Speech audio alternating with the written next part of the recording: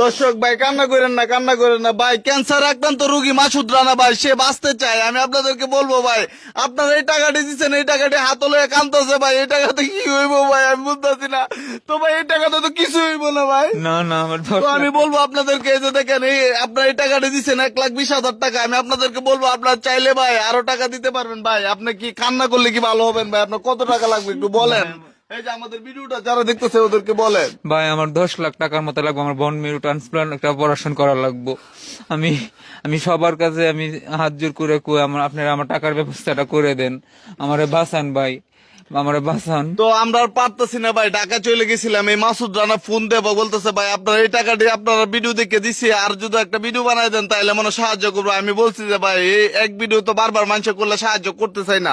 তবু ভাই আপনাদেরকে অনুরোধ করবো ভাই এই ভিডিওটি এত পরিমাণে ভাইরাল করবেন যা কিনা বলার বাইরে।